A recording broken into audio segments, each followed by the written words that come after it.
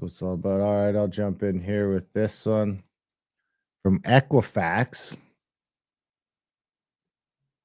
says non-mortgage delinquencies reach levels not seen since 2009. 1.4 million people in Canada missed a credit payment as refinancing and renewals dominate the quarter one mortgage market. Economic uncertainty continued to impact credit usage and consumer financial health across Canada. Pardon me. During the first quarter of 2025, according to Equifax Canada's latest market pulse, total consumer debt in Canada is 2.55 trillion, up 4% year over year, but down more than 6 billion from the end of 2024. Average non-mortgage debt per consumer rose to 21,859. Hey, I'm way under that at least. In Q1, we often observe seasonal changes in credit usage during the first quarter. Generally speaking, in the spring, we tend to see mortgage debt rising. Card spending slows, but balances continue to rise. After experiencing high numbers for new credit card openings in 23-24, the first quarter of 25 saw a 10% decline in new card originations.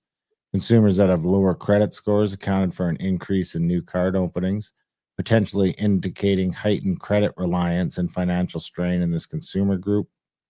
Average monthly credit card spend per cardholder fell by $107 during quarter one. Well, not just in the USA, you'll notice. It's everywhere. A drop in credit card spending when combined with increased payment amounts can imply improving financial conditions of consumers, said Oakes. Our data shows card payment levels, especially for younger consumers, are starting to fall, indicating the spending slowdown is likely driven more by consumers trying to be prudent rather than switching from credit to debit for financing. The average credit card pay rate decreased to 52.9%, down 32 basis points. Notably, younger consumers under 35 showed a more dramatic shift, with their average pay rate falling 300, so that'd be 4%, right? 392 basis points from 62.9% to 58.9%. This same group also exhibited the greatest increase in the level of minimum payers, rising 25 basis points year over year.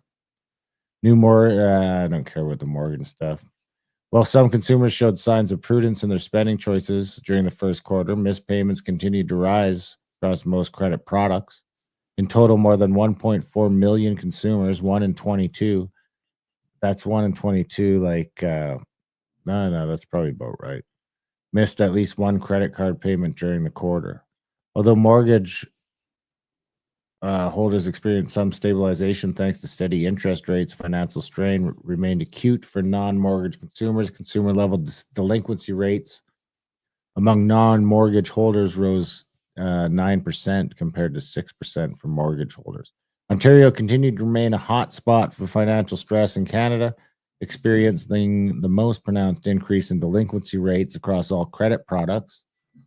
Ontario's 90-day mortgage delinquency rate rose to 0.25% and substantial 71% increase. British Columbia followed with a notable rise of 33%. Ontario also led the rise in non-mortgage delinquencies, up 24% year over year, followed by Alberta at 15.9% and Quebec at 13.9%. The highest credit card delinquency rates were observed among younger consumers under the age of 26 at 5.38%, a significant 20% increase year over year. Auto loans followed a similar trend, with the delinquency rate for younger consumers rising by 30% to 2%. We're observing positive shifts in consumer behavior. So these are just the year over year change in the age groups, up 20%, 21%, 21, 17, 13. And of course, the 65 plus cats that voted in Carney are at 3%. Yeah, so I think I could probably wrap it up around there. That's probably good. How did the major city shake out there? Just take a quick scroll up 2 charts and major cities. So average debt: Calgary 23,000, Edmonton 23, Halifax 21. Ouch! In Halifax 21. I mean, that's the same as here with probably half the GDP. Yeah. Montreal 16,000, Ottawa 19,000, Toronto 21, Vancouver 23, Fort McMurray 37%.